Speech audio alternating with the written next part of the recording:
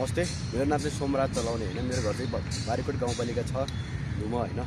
अब यो कुरा चाहिँ अब टावर सम्बन्धी नै कुरा होइन। अब हामी फर्केर हेर्दाखेरि अब पहिलेको कुरा छोडिदियो होइन, फर्केर हेर्दाखेरि अब नेपालमा जहिले संहिता लागू भयो भनौँ न, अब 72 73देखि त्योभन्दा पछाडि कुरा गर्दाखेरि चाहिँ अब 72 74 सालमा चाहिँ हाम्रो निर्वाचन भयो होइन, स्थानीय तहको निर्वाचन भयो। त्यो निर्वाचनमा अब वडा अध्यक्ष त्यसपछि अब लिएर अब यता गाउँपालिका अध्यक्ष हुनुभयो। यस 5 वर्षको कार्यकाल चाहिँ उहाँहरूले सक्नुभयो।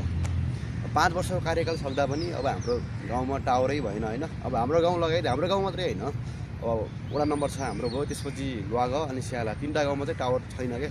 अब फनै लाग्दैन भनौँ न। अनि त्यस्तो छ।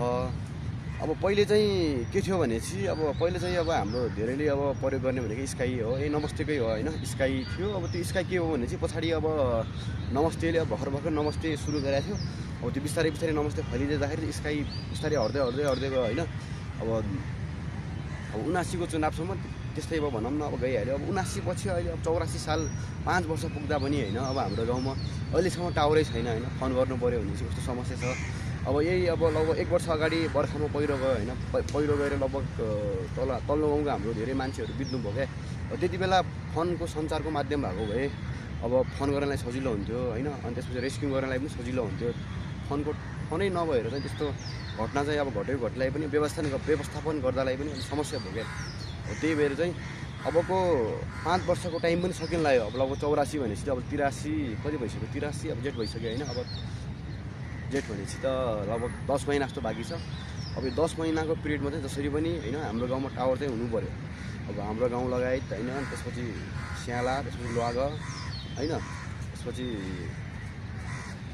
सुवाकोटमा होइन। सुवाकोटमा लुवागमा त लाग्छ क्या हो, स्याला सुवाकोट र धुमा 3टा गाउँमा चाहिँ अलि फनै नलाग्ने भनौँ न होइन। फनै नलाग्ने यस्तो समस्या छ। यस्तो समस्याको समाधान चाहिँ 10 महिनामा जसरी पनि हुनु पऱ्यो होइन। अनि त्यसपछि अब त हाम्रो 84 मा त फेरि चुनाव हुनेवाला छ। अब चुनाव हुने बेलामा अनि त्यसपछि अनि कुन मुख लिएर भोट माग्न जान्छौँ भन्ने हो त जनप्रतिनिधिलाई मेरो प्रश्न हो क्या होइन। कुन मुख लिएर भोट माग्न जानुहुन्छ होइन। जुन ठाउँमा टावरै छैन होइन, त्यो ठाउँमा भोट माग्न किन जानु पऱ्यो बेकार होइन। त्यत्तिकै भोट मात्रै हाल्ने हो, तपाईँले आश्वासन देखाउने हो, काम भन्ने नगर्ने होइन। अब फेरि अब यही गर्दा पनि त अब यही के अरे टावर राखौँ भन्दाखेरि पनि अब बजेटिङको कुरा, जहाँ पनि त्यो पैसाकै कुरा आउने हो लास्टमा होइन। पैसा अब यो आर्थिक वर्ष सकिन लाग्यो भनौँ न, सकिन लाग्यो। अब पैसा छैन यताउता होइन, बजेटै छैन यताउता भन्ने कुराहरू आउँछन् होइन। त्यो कुरालाई साइडमा लाएर चट्ट टावर चाहिँ बनाउनु पऱ्यो।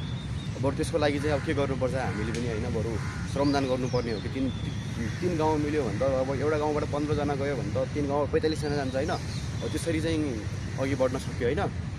त्यही भएर अब त्यो काम चाहिँ जसले पनि हुनु पऱ्यो होइन। टावर चाहिँ हुनु पऱ्यो, फोन गर्नु पऱ्यो होइन। त्यो समस्या हुन्छ हरेक। अब टावरै छैन भने त होइन लास्ट गाह्रो हुन्छ त।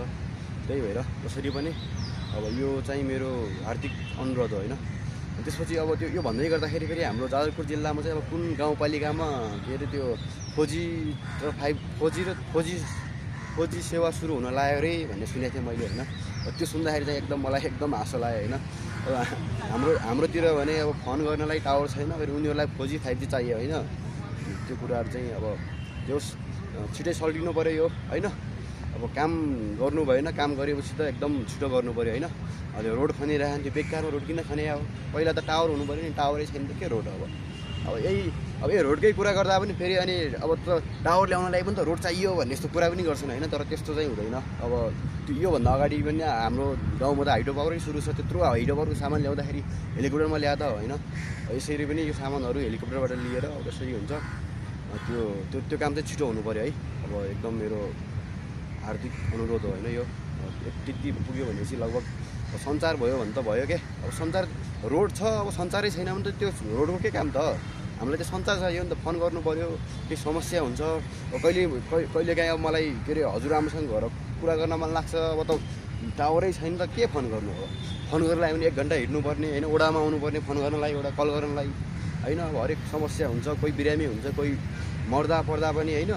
सञ्चारै छैन भने त कस्तो विडम्बना हो क्या होइन। 21औं शताब्दीमा आएर डिजिटल युगमा आएर होइन सञ्चारै नहुनु भने त होइन।